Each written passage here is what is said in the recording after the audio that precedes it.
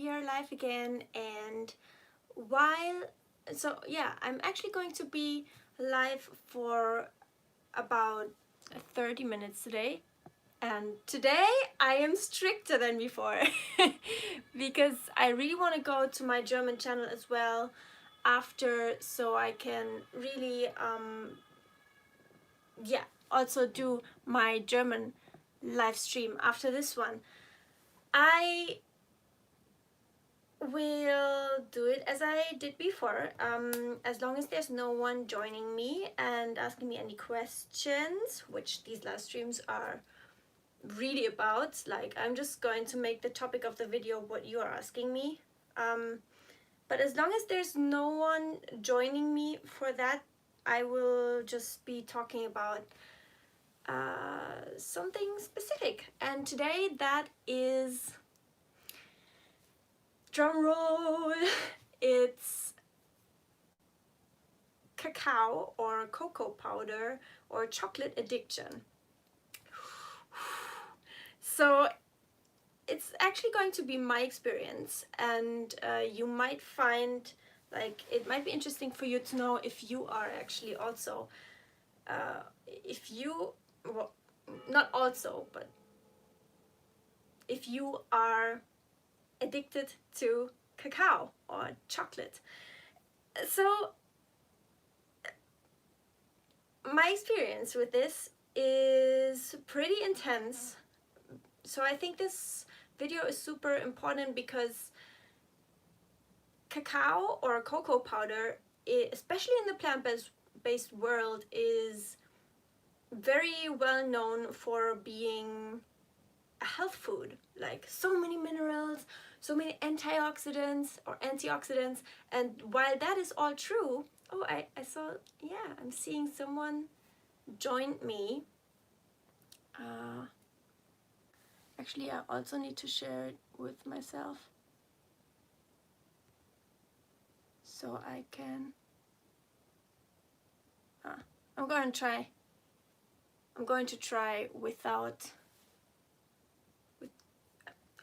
with just reading from my mobile. I hope that's no problem for me, because it only shows the questions very shortly. So yeah, back to the addiction with cacao. So this video is super important because, guys, I didn't know this for so many years, but it's basically very similar principles to a caffeine addiction. Just so there's minimal amounts of caffeine in cacao powder, both raw or unraw cocoa powder. So cacao is usually the word for raw cacao, and when it's been processed and alkalized, the word for it is cocoa powder. And it's just so mind-blowing because everyone is talking about it as if it is like the craziest health food ever. But I actually myself, I was addicted to it until maybe 2 months ago.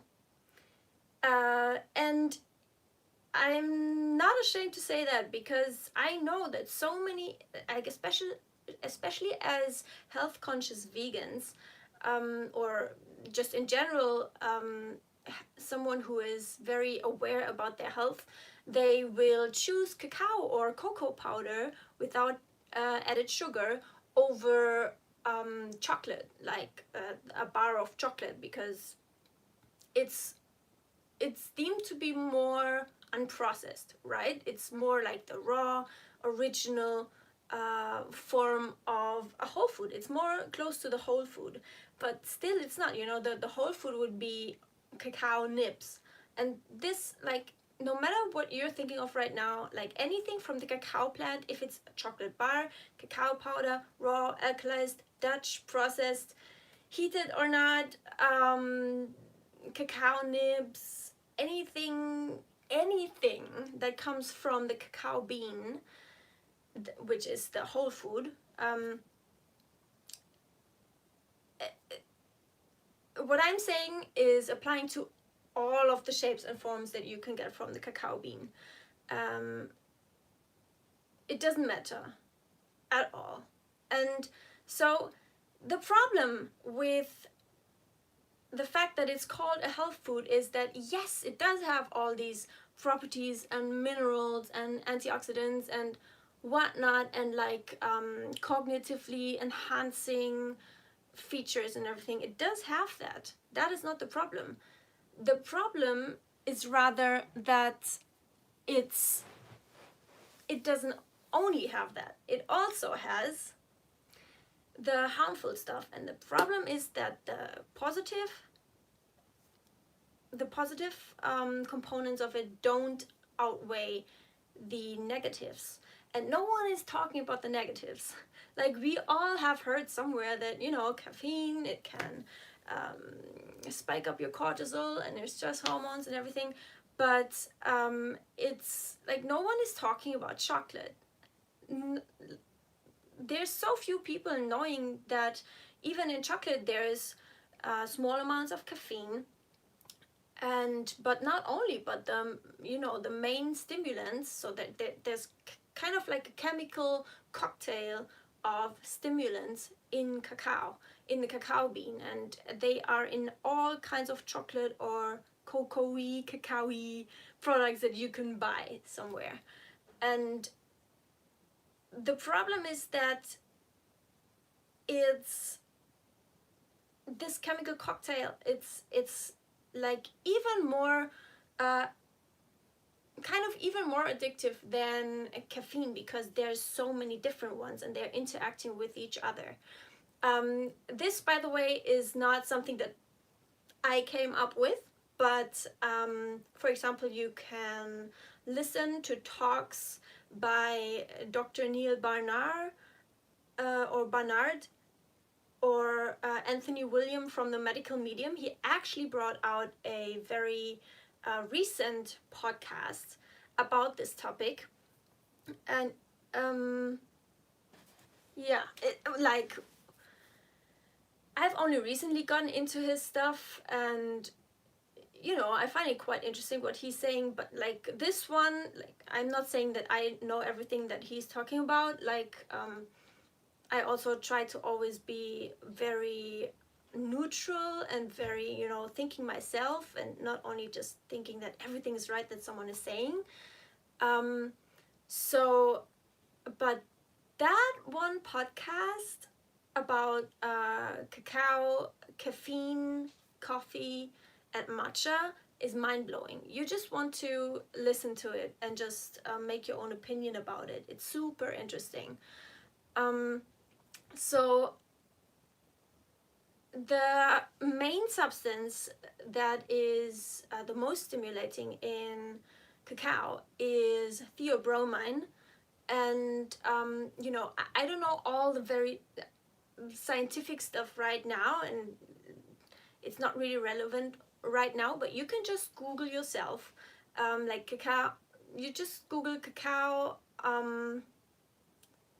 is it a health food, is it harmful, is it dangerous, is it addictive, and you will, like, the Google will come up with all kinds of personal experiences of specific people, and also blog posts like nutritionists or researchers that have been investigating in this research field. And because, you know, no one is talking about, like, literally everyone is thinking that cacao is kind of the superfood and you cannot go wrong with consuming this.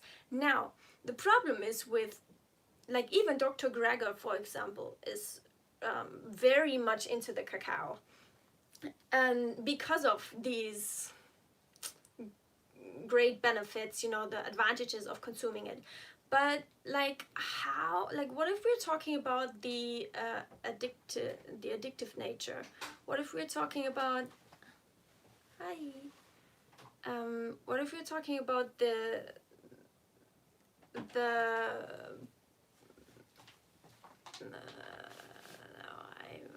I lost my thoughts.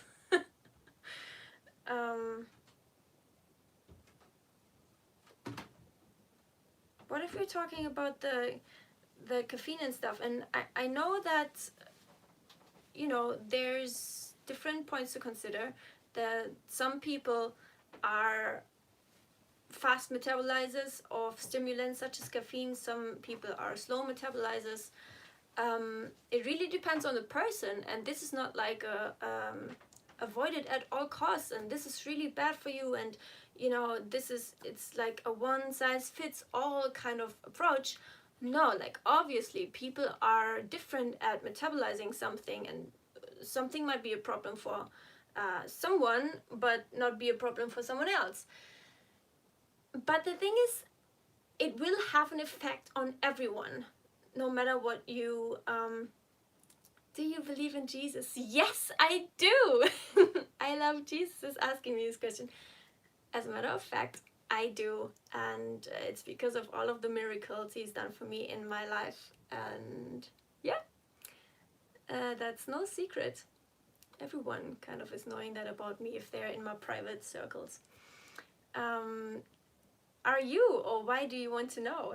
Just let me know. Yeah. Back to the cacao. So just because something that is harmful for someone, I just recently know Jesus with my heart. Oh, that's so cool. Just, if you want, you can just write what you have experienced, like how you got to know him. Yeah. The something might be harmful for one person but not harmful for the other, but it will have an effect on everyone. It doesn't even matter. And many times it's going on for years and years and years. Like with caffeine addiction, I started to read the Bible very much. That's so cool. Yes, I have no idea where I would be if I had not found Jesus. And then on April 1st, I received the Holy Spirit. Wow, that is powerful. Powerful. It's, yeah, like, this is obviously, I'm responding to this because someone is asking me, and it's not like the topic of the video, so no one, this is not going to be like a faith topic or something, because we're talking about stimulants today, and especially cacao. And so the thing is that many people, they just don't know that they are addicted. They don't know it, and they don't want it to be true, and I was one of them. I'm just going to ignore what you're writing for now, because I am trying to get the points across, and I'm just otherwise I'll be so distracted all the time. But I will read through everything you're writing after. So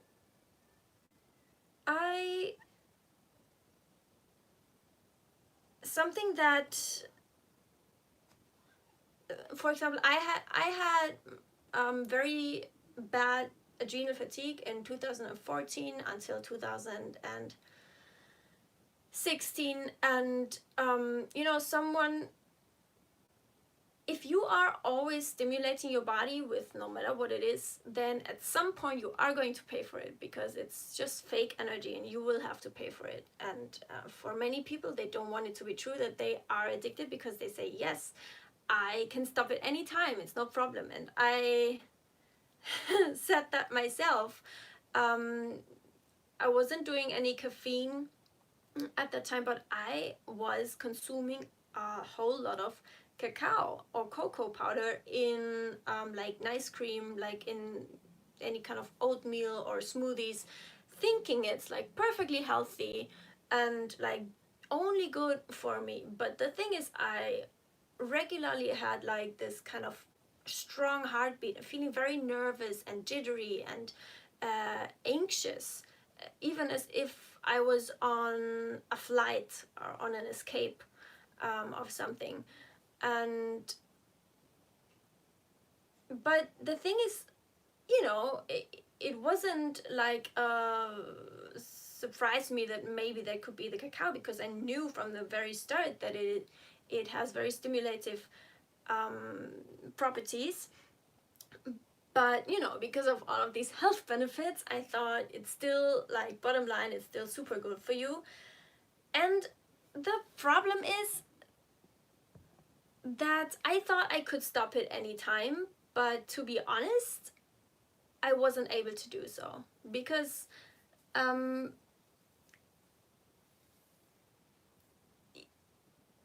also had very bad PMS and, like, period cramps, and I knew that caffeine, coffee, for example, is super, it is it's a cause of period pain. And so I thought, well, I'm just going to leave it out for some time. And that was easier said than done, because while I was experiencing such withdrawal symptoms, it's not even funny. Like, I was so focused and so craving cacao for a month when I was getting off of it. And that just showed me, wow, I am kind of addicted. And I actually, so before I used to add like maybe 10 grams. I would eat like 10 to 20 grams per day, like in all kinds of stuff. It was the best meals that I could think of. I just added it to any kind of food, like ice cream or a smoothie or oatmeal. It's thinking that, I just do it for the taste, but obviously when I actually ditched it, wow, I realized I am addicted. Like, this is tough. And then when my husband actually prepared himself oatmeal with cacao, it was like, when I was even smelling that, it was like it was like something lit up in me. Like, my brain was telling me, you need that. You need, like, it sounds crazy, but seriously. And I was actually getting off of the cacao when, like, after I had been educating myself on the possibility that it is very detrimental to some people who metabolize it slowly. And I know from caffeine that I metabolize this stimulant super slowly. And so that means that the half-life of it is very much longer than in other people, for example, in my body. And when I drink coffee, even in the morning, I am not going to fall asleep very easily at night. I am that sensitive to it. And so I thought, well, maybe, it's not maybe I should look into the cacao as well. And so I researched and I came across all of these, like, when you really want to find it, when you really want to find, like, the bad experiences, the drawbacks of cacao and chocolate, you will find it. And I'm not talking about chocolate bars here per se. Like, of course, there's also, the fat and the cocoa butter and the sugar. And, of course, yeah, that's why people say it's not good for you or it can be harmful. But at the same time,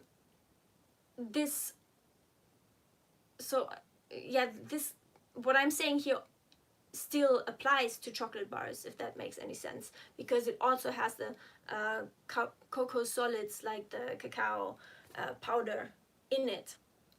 And it's just been so eye-opening, because when I was watching Dr. Neil Barnard's videos on it, it's basically how it works is it attaches to the same receptors that opium. Do you say opiate in English? You know what I mean. That opiate is attaching to. And is it opiate? I just have to look it up. Opiate. Yes. Is it? Or is it? I will have to look it up, and I will actually write it in the info box if it's something else. But it's a well-known drug that makes people addicted, and when so cacao addiction is actually treatable the same way as opiate opiate addiction is treated. Let me see, opiate addiction. As I said, I will just let you know in the info box after this if if it's something else. And it's like with cheese. There's also addictive substances in cheese that, thank you for the thumbs up. Thank you, thank you, thank you. Don't forget, everyone, to give this a thumbs up if you want me to keep on doing these on such a daily basis, or just in general also. So cacao addiction is treated the same way as hard drug addictions, and the same kind of working agent is actually making a person not addictive anymore. Like you know what I'm saying. It's just it reacts and responds to the same substance that someone that will make someone not addicted anymore to opiate. And that is the evidence that cacao is in fact addictive. And this is not, you all know that I'm not someone who is saying I'm not someone of making rules or saying that this is bad, this is good, and like I'm someone has really found the value of finding balance in everything, and even throughout recovery, where it is super, super important to really find to not label foods as good and bad, but still it's really good for you to know like what is going to feel good for my body. Maybe you're also recovering from health issues, like a complexity of health issues, and then it can be really, really important in some cases even for your body to not be stimulated all the time, so it has the chance to heal. But at the same time, in recovery, of course, you need to really pay attention to your mindset. It would not be a good idea to say, so anything that has a stimulant in it, like when I'm invited for cake, like chocolate cake and coffee by my grandma, then I'm not going to eat it. Of course, that's not like a very balanced approach. But for me, all it took was really to actually find out about it, that it is actually affecting me so badly, especially how I was feeling the whole day, so nervous and like jittery and so anxious. It was like I was so focused, it kind of made me feel afraid even. And I wasn't consuming tons, I wasn't even doing caffeine like coffee. It was just, and that immediately stopped the day I went off of cacao. And that was very, very eye-opening. And just that knowledge, it just took that knowledge for me to know how I'm dealing with stimulants or cacao on a daily basis, like for myself. So my solution, my personal solution actually is that I just don't add it to the meals that I prepare for myself anymore. Maybe like if I just, it's very, very rarely, but sometimes I might just dust my oatmeal with with salt, just to get some some of the taste, but I highly, or I pretty much just replaced it with carob powder. Now I have to say carob powder is not tasting the same. It's like if you're craving the original cacao flavor, you're kind of disappointed, especially in the beginning. But if I hadn't had carob powder to withdraw from my cacao addiction, then I don't know if I had made it. Like, seriously, it really helped me so much. It's very caramelly and kind of chocolatey, but it's just not that. It's still just a difference between cacao and, or cocoa and carob. But it doesn't have any of the drawbacks, any of the stimulating effects on your body. So it was really so good for me. And also I combined the carob powder with like fake coffee, like something that doesn't have caffeine in it, which is obviously not coffee anymore, but some kind of made of grains or lupines or whatnot. Like there's all kinds of coffee substitutes, and when you combine the carob with a coffee substitute, it gets to the chocolatey taste pretty much, but not all of the way, of course. But that was a godsend for me in that time. But the first days were, and even like the first week, I was going crazy when I was even smelling anything with cacao. And no, the very first day, it was even like my brain was like telling me to go and get some cacao in, even without seeing it or smelling it. But then after that was the time when I was faced with it, it would get really, really hard. But so it required a lot of discipline to actually not consume it. But I knew why I did it, because I actually, for the first time, so like for months, it was the first time that my period was not painful at all. I didn't have any cramps, and that was truly miraculous for me, because I thought that's just the way. I just have to deal with this. And you know, since then I didn't have a painful period, and it's truly a miracle for me. And also, of course, I'm just feeling so energetic, and I'm not fatigued, because I also like my sleep quality. From the first day, I wasn't consuming cacao anymore. I was sleeping like a baby. I was just falling asleep immediately, and I didn't know this for such a long time. And I felt so much more rested in the mornings, and I feel like I feel more rested the longer I don't consume it now. And also, of course, like the general nervousness or nervosity, whatever you say, the general feeling anxious about things, like thinking so many anxious or negative thoughts, it stopped.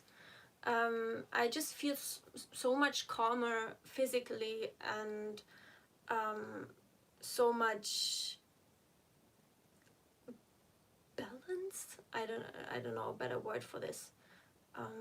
Because I don't feel like I'm escaping or running away from something. Yeah, it was really a very crazy experience for me.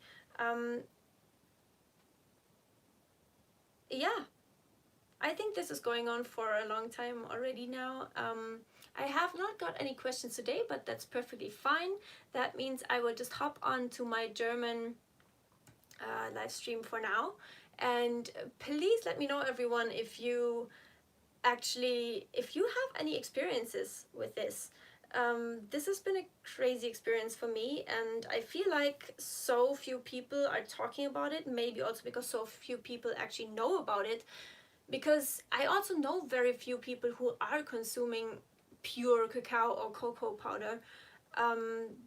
Most people will do it in a very less concentrated form, like for example, you know, when there's a chocolate drink with sugar added, or even in chocolate it's less concentrated because there's not only the solids but also the cocoa butter, and the cocoa butter doesn't have these stimulants, so it's all in the cacao solids. So by consuming the powder, and like the most concentrated form must be the cacao powder that has the least fat in it remained, because there's different kinds of cacao, you know, with various percentages of fat, and so it depends on how much has been extracted or not.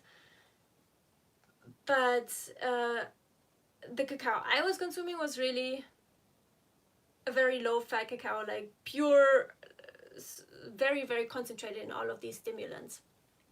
But you know, you only always hear about, you know, so much good fiber, so many antioxidants, so many minerals, and especially as women we are told that you're just craving it because of the magnesium. You might have a magnesium deficiency because you're in that time of the month. And it is true that I actually craved it more in the second half of my cycle usually, and I was always thinking, well, it must be because I'm in need for magnesium or zinc or whatever, or iron, which is meant to be very high in cacao.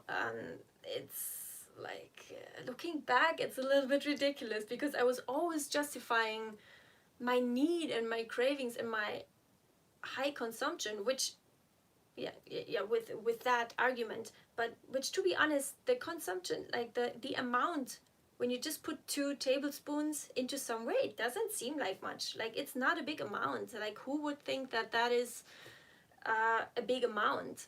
But you know, it's all about the concentration. And yeah, that's the last thing I'm going to say about this. You also have to keep in mind that in nature there's actually no species that is even eating cacao in any way, shape, or form, especially insects like ants or so. In the Philippines, when we had our mason jar of cacao open, like ants or other animals, they would go on all kinds of foods when, you know, they didn't have a lid on, but not on the cacao. It was the only thing that they wouldn't even touch. They wouldn't even go near. And the reason for that is actually a neurotoxin for these animals, and not only for them but actually also for us. But of course that sounds very extreme, but it does have this physical effect on our body.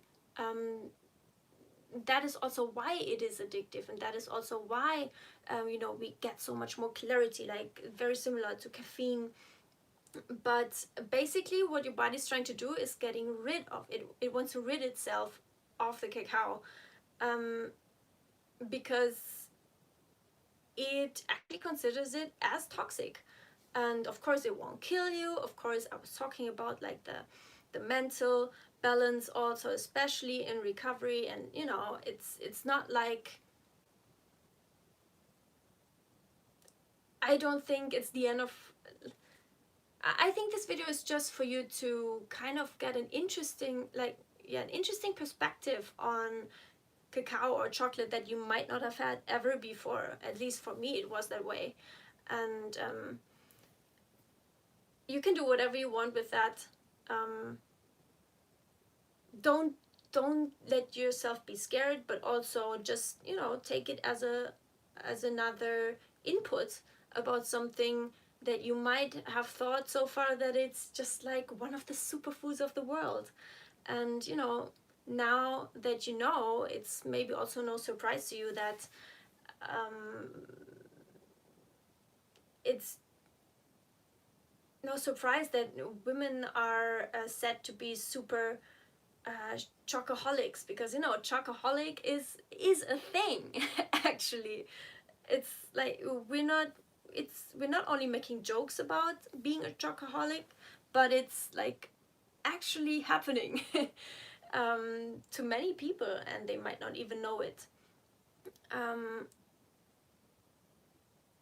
And so in nature, even like something like coffee grounds or cacao, like really they are not consumed by any living creature. It's only like the human who actually, you know, found a way to ferment and, you know, process it and stuff. And there's also people even like snorting cacao, like an actual drug. And that's a bit scary, but yeah. So what makes a food healthy for you is the sum of its part. And just because there's some healthy substances in a food doesn't mean the whole food is necessarily the best for you, because you need to take into account the whole makeup of the food, what it is consisting of. And so yeah, I will end this live stream here, and let me see if someone wrote something.